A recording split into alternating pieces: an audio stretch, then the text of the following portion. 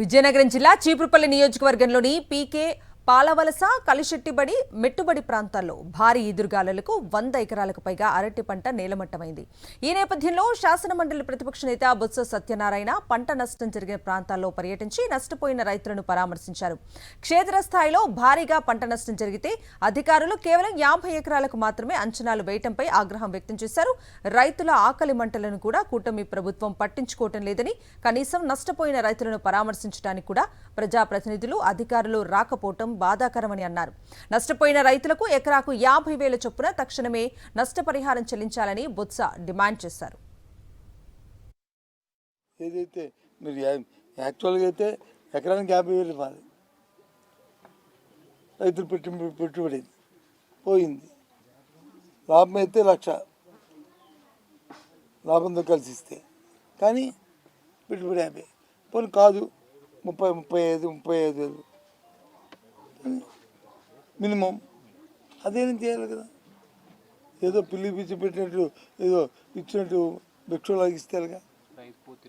నష్టపోకూడదు, రైతుకు వచ్చి ఆదుకోవడమే. ఎందుకంటే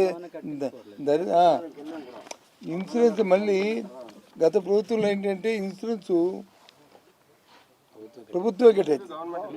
ఇప్పుడు వచ్చి ప్రభుత్వం కట్టదంటది. మామిడి తోటలకైతే ప్రభుత్వం కట్ట మానేసింది, వాళ్ళు వచ్చి రైతులు తీసుకోవడం మానేసింది.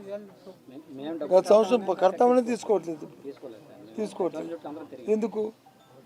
కాంపిటీషన్ ఇచ్చినప్పుడు మొత్తం డబ్బు వస్తేనే అది తీసుకుంటారు.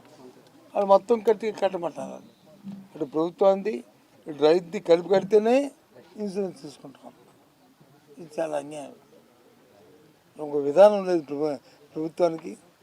చాలా బాధగా ఉంది ఈ మాటలను. నిన్న జరిగిన తోటలు పోయామని చెప్పి నాకు తెలిసింది. మా పెద్దలంతా చెప్పారు. అది ఒకసారి చూద్దామని చెప్పి వచ్చాను. ఇవాళ ఒకరు మొత్తం ఈ ఊరు ఒకటి, ఇంకా అతికావాల్సి ఒకటి, నడిపిల్లి ఒకటి, పేర్పి మన ఆంబులెన్స్ దారిపోతున్నాము. ఇవన్నీ పోయినాయి. ఇవన్నీ కూడా ఎక్కడైతే జరిగినా అధికారులు అప్రమత్తమై రేపు చూసి మళ్ళీ దీన్ని పరిశీలించి ఒకసారి గ్రామ సభలు పెట్టి ఊర్లో సరే ఒకటికి వచ్చి వాళ్ళు ఎకరం ఉంటే ఎకరంలో ఒక 50 సెంట్లు 60 సెంట్లు పోతే ఎకరం పోయిందని చెప్తారు.